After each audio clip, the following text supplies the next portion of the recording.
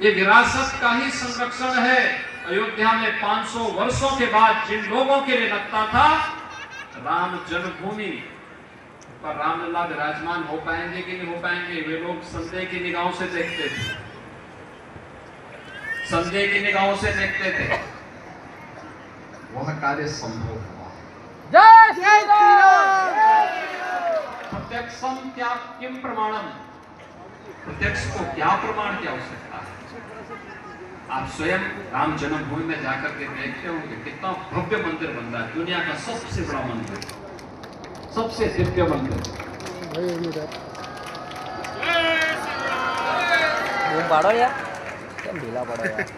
ये है पहचान।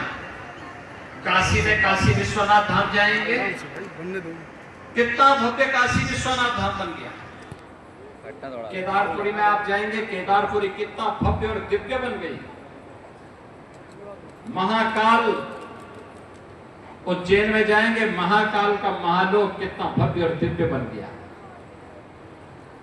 सौराष्ट्र में जाएंगे, सोमनाथ मंदिर कितना भव्य और दिव्य बन गया। ये भारत के सनातन धर्म की परंपरा की वे कड़ियां हैं जिन पर सनातन धर्म की मजबूत नींव टिकी हुई है। और उस मजबूत नींव पर ही एक मजबूत भव्य भारत की इमारत बनाने की परिकल्पना को साकार करने के लिए आज प्रधानमंत्री मोदी जी के नेतृत्व में नया भारत मजबूती के साथ आगे काम कर रहा है। और इस नींव के मजबूत आधारों में हैं हमारे मणिराम दास स्वामी के पूज्य महान पूज्य संत महंत नृत्य गोपाल दास जी महाराज। मणिराम दास स्वामी का अपना 300 वर्षों का एक कठोर साधना का इतिहास रहा है। ये मान्यता है कि जो संत थे, पूज्य आचार्य जी थे, उन्हें मां जानकी ने सीधे साक्षात्कार उन्हें दिया था, यानी साक्षात दर्शन दिए थे। उनकी कृपा से परंपरा आगे फली फूली बढ़ी और इसे एक भव्य और दिव्य रूप दिया है मुझे महंत नृत्य गोपाल दास जी महाराज। आप सोचिए 18वीं सदी से 21वीं सदी के 300 वर्षों के इस कार्यकाल में हमें यह दिन देखने को मिल रहा है जब श्री राम जन्मभूमि तीर्थ क्षेत्र न्यास के द्वारा अयोध्या में राम मंदिर का निर्माण भी हो रहा है और साथ साथ अयोध्या को सजाने संवारने उसको भव्य और दिव्य रूप देने में भी एक नई परिकल्पना को साकार करने के दुनिया की सुंदरतम नगरी के रूप में से स्थापित करने के सपने को भी साकार किया जा रहा है। अब याद करिए, हम लोग जब आज से 8 वर्ष पहले अयोध्या आते थे तब क्या होता था, लोग चिल्लाते थे, एक ही बात के लिए लोग कहते थे। मुझे याद है जब मुख्यमंत्री बनने के बाद मैं अयोध्या आया था, दीपोत्सव के कार्यक्रम में नारे लग रहे थे कि योगी जी एक काम करो, मंदिर का निर्माण करो। अब नारा समाप्त हो गया, अब तो हकीकत में राम मंदिर दिखाई दे रहा है। यानी ये डबल इंजन की सरकार बोलती नहीं है, करने में विश्वास करती है और वह करके दिखाती है। अयोध्या की सड़कों के बारे में कोई सोचता था? यानी जो रामायण काल में हम पढ़ते हैं कि चौड़ी सड़कें थी, बड़े बड़े भवन थे, महल थे, धन धान्य से परिपूर्ण थी, बीच का कालखंड एक अंधकार का काल था जब राम भक्तों पर गोलियां चलती थी, उन्हें यहां से दुत्कारने का काम होता था। आज सरकार उस समय राम भक्तों पर अत्याचार होते थे और आज राम भक्तों का अवभगत हो रहा है। आज सड़कें फिर से रामायण काल जैसी सड़कें और सूर्यवंश की राजधानी बनी। आज आप जाएंगे, देखते होंगे बगल में राम जी की पेड़ी को, राम जी की पेड़ी में एक तरफ से सरयू जी का जल अपलिफ्ट किया जाता था, वो वहीं पड़ा रहता था, काई जम जाती है। लेकिन आज एक ओर से आता है और दूसरी ओर से फिर वापस सरयू जी में चला जाता है। 5 लाख श्रद्धालु एक साथ राम जी की पीढ़ी में स्नान कर सकते हैं। नए घाट में अलग से लोग स्नान कर सकते हैं। नए घाट से लेकर के और गुप्तार घाट तक पूरे घाटों की नई श्रृंखला तैयार हो गई है।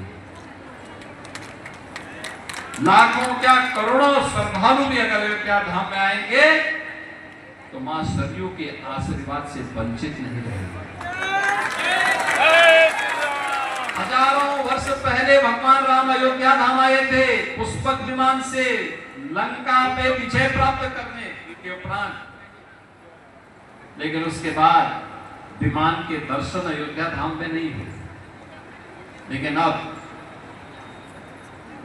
महर्षि वाल्मीकि के नाम पर इंटरनेशनल एयरपोर्ट भी बन गया है और विमानों का आवागमन भी आवाजाही भी शुरू हो गई है। एक नई पहचान माता सबरी के नाम पर भोजनालय, निषाद राज के नाम पर यात्री विश्रामालय, अयोध्या में राम जन्मभूमि में आप जाएंगे महर्षि वशिष्ठ जी का भी मंदिर बन रहा है, महर्षि विश्वामित्र का भी मंदिर बन रहा है, संत तुलसीदास जी का भी मंदिर बन रहा है। रामायण काल से जुड़े हुए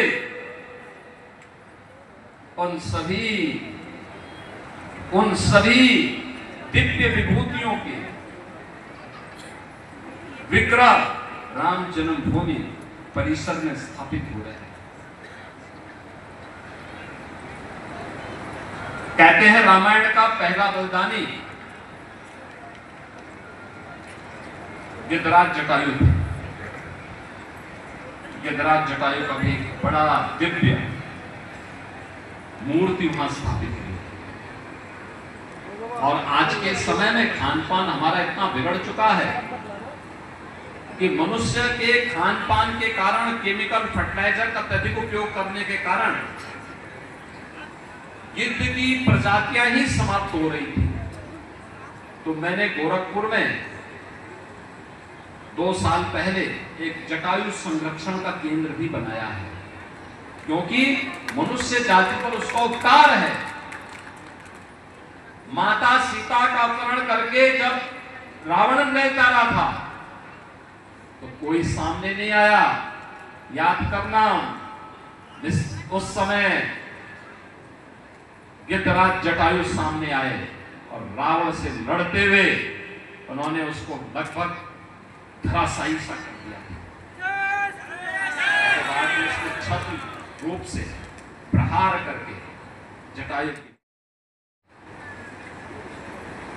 और उसके प्रति कृतज्ञता ज्ञापित करने के लिए जन्मभूमि पर भी गिरिराज का एक भव्य मूर्ति स्थापित की गई है और गोरखपुर में जटायु संरक्षण का एक केंद्र भी स्थापित हुआ। हनुमानगढ़ी में आपने देखा होगा कितना भव्य रूप हनुमानगढ़ी आप देख रहे हैं। हनुमानगढ़ी के चारों पट्टियों को, वहां के सभी संतों को, सभी आचार्यों को, वहां के श्री महंत जी को और सबका मैं अभिनंदन करूंगा कि उन्होंने पहली बार हनुमानगढ़ी में केवल अब योद्धा का ही नहीं बोद्धा का रूप भी देखने को मिला है। उन्होंने भी वहां पे श्री हनुमत कथा मंडपम का निर्माण करके भव्य रूप दे दिया कि नई अयोध्या में हनुमानगढ़ी नए रूप में देखने को अपनी कमाई से लोगों ने बनाया, बहुत बड़ा रूप बना दिया। ये होता है जब स्वरूप बदलता है, सारे लोग उसके साथ जुड़ करके उसी के साथ उस अभियान का हिस्सा बनते हैं। आज अयोध्या बदल रही है, अयोध्या में हर व्यक्ति आने का इच्छुक है। आने वाले समय में इसको और भव्य रूप देना है, दिव्य रूप देना है। इन पूज्य संतों का आशीर्वाद बना रहेगा। आप सभी श्रद्धालुजन अयोध्या धाम में इसी प्रकार के मुक्त वातावरण में आकर के अपनी धार्मिक पिपासा को भी शांत करें। इसके आकर्षण में भगवान का आशीर्वाद मिले और साथ साथ यहाँ के विकास को अन्य क्षेत्रों में भी ले जाने की तैयारी करें। इस विश्वास के साथ मैं मणिराम दास सावनी की श्री महंत और श्री राम जन्मभूमि तीर्थ क्षेत्र न्यास के अध्यक्ष पूज्य महंत नृत्य गोपाल दास जी महाराज की 87वें जन्मदिन महोत्सव के अवसर पर उनका हृदय से अभिनंदन करता हूं, बधाई देता हूं। उनके पूज्य होने के सभी शिष्यों को भी हृदय से मैं अभिनंदन करता हूं।